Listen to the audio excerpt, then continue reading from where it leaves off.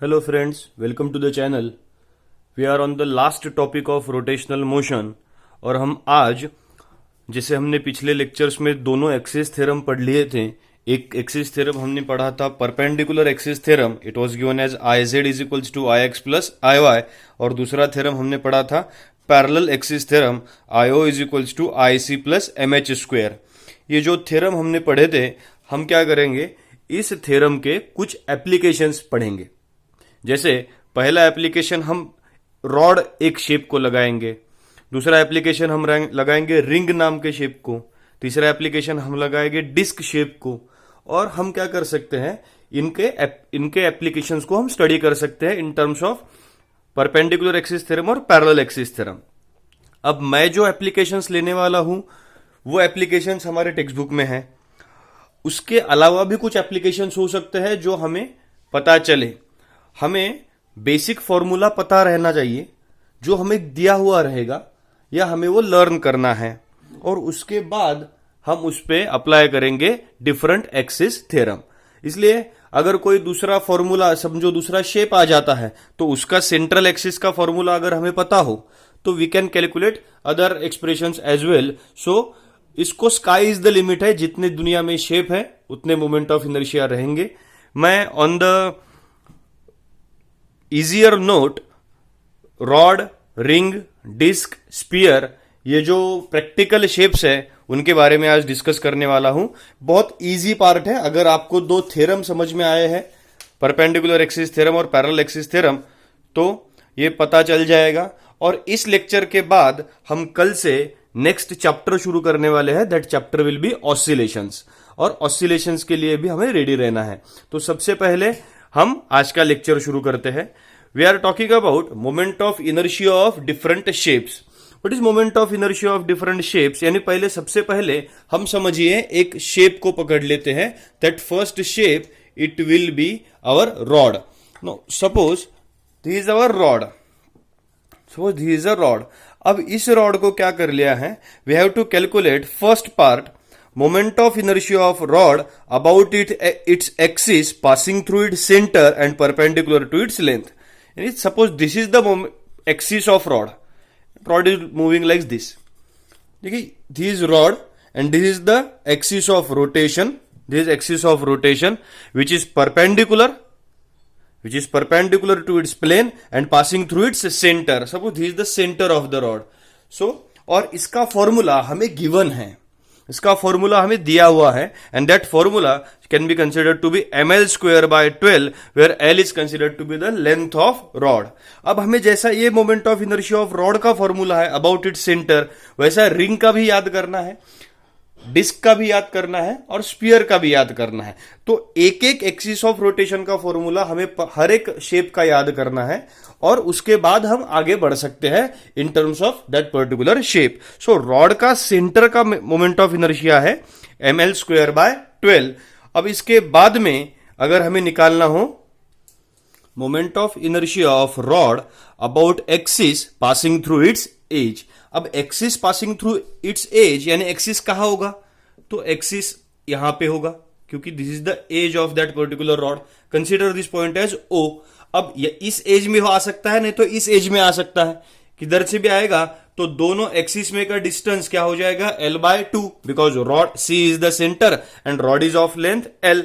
अब हम डायग्राम में देख सकते हैं कौन सा थ्योरम अप्लाई हो जाएगा हमारे पास, पैरेलल एक्सिस थ्योरम। तो पैरेलल एक्सिस थ्योरम क्या है, parallel axis theorem is IO is equals to IC plus MH square. So we can calculate IO is equals to IC plus MH square. अब IO हमें rod का निकालना है, हमारे पास IC है जो रॉड का है, and that can be given as ml square by 12 plus MH square. अब H की वैल्यू क्या है, H is the distance between two parallel axis. यहां पे हम distance between two parallel axis क्या लिख सकते हैं, l बाय 2, उसका स्क्वायर यानी l स्क्वायर अपॉन 4। सो हमें IO अगर निकालना है, IO is equals to ml square common निकालेंगे, 1 upon 12 plus 1 upon 4। IO is equals to, it becomes ml square in bracket 16/48 and it becomes IO is equals to ml square upon 3. This will the moment of inertia of uniform rod of length L about axis passing through its edge. समझ में आ रहा है? हमने क्या किया है, सिर्फ parallel axis theorem लगाया है और हमारे पास क्या था, हमारे पास रॉड का सेंट्रल एक्सिस का स्ट्रक्चर था जिसकी वैल्यू थी ml²/12. आ रहा है समझ में? सो ऐसे ही अब हम रिंग के लिए देखेंगे. Let us say we have to calculate moment of inertia of the ring. अब रिंग कौन सा शेप है? So this is the ring shape structure. अब रिंग शेप को आप सर्कुलर शेप से कंफ्यूज मत करिएगा. Circle is a diagram and ring is a shape. So everything in the ring shape structure. अब इसका जैसे हमारे पास रॉड का ml²/12 फॉर्मूला था which was about its axis of rotation passing through its centre, तो समझो इस डायग्राम के जैसा, suppose this is the axis of rotation passing through its centre and ring is moving like this. तो इसकी value हमारे पास आएगी moment of inertia of ring about axis passing through its center and perpendicular to surface will be mr², where r will be the radius. हम समझ लीजिए r, it will be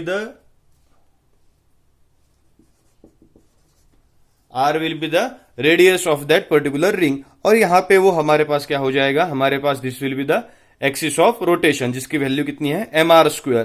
अब हमें value अगर निकालनी है moment of inertia of ring about tangent and perpendicular to its plane, यानी अब हम इस डायग्राम में अगर इस टेंजेंट को निकालेंगे, tangent and perpendicular to its plane, यानी यहां पे वो एक्सिस ऑफ रोटेशन आएगा and this will be the axis of rotation. Let us say this point O, यहां का एक्सिस ऑफ रोटेशन हमें निकालना है. यहां की वैल्यू हमारे पास सेंटर की है. सेंटर की वैल्यू कितनी है, mr². कौन सा थ्योरम लग सकता है? Naturally it is parallel axis theorem. So parallel axis theorem का फॉर्मूला हम अप्लाई करेंगे. IO is equals to IC plus MH². IO is equals to, IO की वैल्यू अगर निकालनी है so we can calculate what is IC here. IC is the central axis, can be represented as mr² plus m is the mass of that particular ring, and h is the distance between two parallel axes, center and tangent. इन दोनों में का distance होता है r, so it is mr² plus mr² and can be represented as IO is equals to twice of mr². This is the application in terms of, हो गया हमारे पास ring हो गया. It is the application in terms of ring. Ring का central axis भी निकाला, ring का हमने पैरेलल एक्सिस थ्योरम लगा के अबाउट इट्स टेंजेंट भी निकाल लिया. अब अगर किसी ने एक्सिस ऐसा निकाल लिया, लेट अस कंसीडर इस एक्सिस की बजाय ऐसा एक्सिस कोई लिख देता है. No, this is very important. अगर ऐसा थे एक्सिस अगर हम लिख लेंगे तो इस डायग्राम में this is this particular axis of rotation. अब हम इसको निकाल लेंगे. हाँ, हमारा हो गया this axis of rotation. This is the axis of rotation about its diameter. Now this axis of rotation about its diameter. अब हमारे पास क्या है, हमारे पास इन दो डायग्राम्स को अगर हम मिला लेंगे तो डायमीटर बन जाएगा. सो this is our new axis of rotation और ये हमारा सेंट्रल एक्सिस ऑफ रोटेशन. ये हो गए हमारे कौन से थ्योरम, कौन सा लग रहा है, perpendicular axis theorem. But perpendicular axis theorem में कितने एक्सिस चाहिए, 3 एक्सिस चाहिए, क्योंकि परपेंडिकुलर एक्सिस थ्योरम का जो फॉर्मूला हम लगाने वाले हैं that formula includes IZ is equals to IX plus IY. सो हमको एक एक्सिस और चाहिए, तो हम एक एक्सिस निकालने के लिए एक डायमीटर यहां पे और निकाल लेते हैं. यानी ये होगी 2 नीचे की डायमीटर और एक ऊपर का सेंट्रल एक्सिस. सो हम we can apply perpendicular axis theorem and perpendicular axis theorem can be represented as IZ is equals to IX plus क्या हो गया हमारे पास IY. अब IZ तो बन गया था IC, this C. Suppose this was X axis और ये हमारा कौन सा एक्सिस बन गया था, Y एक्सिस. तो हम क्या लिख सकते थे, IX के बजाय हमने लिखा IX के बजाय लिखा ID प्लस IY के बजाय भी क्या लिख दिया, ID. This is the axis of rotation passing through its diameter, both diameters. समझ में आ रहा है? हमें ID की वैल्यू निकालनी है. ID प्लस ID क्या बन गया, IC is equals to twice of ID and ID is equals to IC upon 2. But in terms of ring, IC can be represented as mr square upon 2. This is the moment of inertia of ring about its diameter. अब हमने ये भी निकाल लिया है. ऐसे we can go on and calculate the moment of inertia about anything, but this is important structure. इसको मैंने इसलिए निकाल लिया. That moment of inertia of ring about its diameter, it can be represented as mr square by 2. It's simple method. We are just applying parallel axis theorem and perpendicular axis theorem. So let's move toward a different shape called as disk. So here is our disk shape now. Let us consider this is our disk shape. And हमें ये axis of rotation पहला पता है, which is moment of inertia of disc about axis passing through its centre and perpendicular its surface. This proper disc here, and इस disc को perpendicular to its surface and passing through its centre, और हमारे पास value मिल रहे हैं mr square by 12. पहले rod की कितनी value थी? ml square by 12. रिंग की वैल्यू थी mr स्क्वायर. नाउ डिस्क की वैल्यू हमारे पास है mr square by 2. That value becomes for this. अब हमें अगर इसके बजाय यहां का axis of rotation, about this axis of rotation, हमें अगर वैल्यू निकालनी है, यानी यहां पे जैसे रिंग का निकाला था सेम वैसा यहां पे होगा. एग्जैक्टली सिमिलर स्ट्रक्चर, सिर्फ उसका mr स्क्वायर था, इसका mr स्क्वायर बाय 2 है, बस वैल्यू वहां पे चेंज होने वाली है. Suppose this is the axis of rotation now. So this axis of rotation can be explain in terms of moment of inertia of disc. Let us say IC is equals to mr square by 2, और हमें IO निकालना है. So we can calculate moment of inertia of disc about axis passing through tangent and perpendicular to surface, and it can be represented, आप देख सकते हैं in terms of कौन सा एक्सिस थ्योरम लगेगा? पैरेलल एक्सिस थ्योरम लगेगा naturally. And parallel axis theorem हम लिख सकते हैं IO is equals to IC plus MH square. अब IO is equals to IC की क्या वैल्यू हो गई है? mr square by 2 plus m as it is. What is h? H is the distance between two parallel axes. If distance between two parallel axes can be represented as r, so it can be represented as r square. So IO is equals to mr square हमने common निकाल लिया. 1/2 plus क्या बन गया हमारे पास? 1. 1/2 plus 1 cross multiplication अगर करेंगे, सो IO is equals to क्या बन गया? mr square in bracket 1 plus 2/2, that is 3/2. Therefore IO becomes 3/2. What is mr square? This is the moment of inertia of ring about it's tangent. अब अगर ring का diameter के around moment of inertia निकालना है, जैसे हमने ring का निकाला, suppose this is our moment of inertia around diameter. यहां का निकाल लिया. सेंटर का पता है कितना है? mr square by 2. So diameter का अगर निकालना है तो हम डायग्राम को थोड़ा सा चेंज करेंगे. सो डायग्राम को चेंज करने के लिए हम लिख सकते हैं this is our axis of rotation, no this is around diameter. So we can write here, ये एक डायमीटर हो गई, let us consider it as IX, और दूसरी डायमीटर हमने निकाल लिया, लेट अस कंसीडर इट एज IY.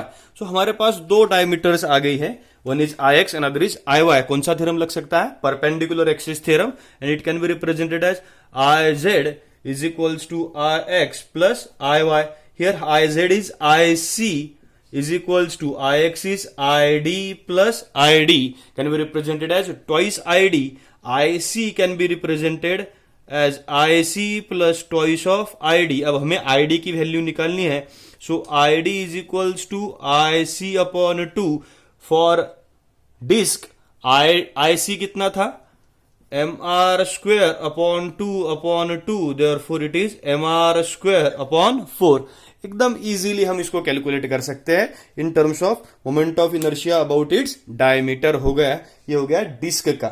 जितने शेप आएंगे उतने एप्लीकेशन हम अप्लाई कर सकते हैं. इसके बाद में मैं एक आखिरी एप्लीकेशन आपको बताऊंगा जो बहुत ईजी है, and that application is of sphere. Sphere को ज्यादा डायमेंशंस नहीं है, क्योंकि ऑल दीज स्ट्रक्चर्स में sphere is most prominent 3 dimensional structure. Sphere के बारे में हम देखेंगे. Let us consider this is your sphere. अब स्पीयर और earth it is a same type. इस एक्सप्रेशन को आप अर्थ के लिए भी निकाल सकते हो और एग्जाम में moment of inertia of earth भी आ सकता है इन टर्म्स ऑफ स्पीयर. अब ये स्पीयर है, स्पीयर में परपेंडिकुलर वगैरह कोई शेप कोई स्ट्रक्चर आएगा नहीं because every side is a prominent side for sphere. So इसलिए हमने यहां पे क्या लिखा है, moment of inertia of sphere around its central axis. Central axis यानी क्या, when axis is passing through its only centre. और यहां का फॉर्मूला कितना है हमारे पास, 2/5 mr². हम फिर से एक बार लिखेंगे इसको, IC is equals to 2/5 mr². अब जैसे हमारे पास क्या क्या आया था, पहला शेप आया था हमारे पास रॉड जिसका सेंट्रल फॉर्मूला था ml²/12. दूसरा शेप था हमारे पास रिंग जिसका फॉर्मूला था mr², सेंट्रल फॉर्मूला. तीसरा फॉर्मूला हमारे पास था डिस्क जिसका फॉर्मूला आया था mr²/2. अब इनके बाद हमारे पास अब कौन सा शेप है, स्पीयर है. So in sphere we can tell the equation as 2/5 mr².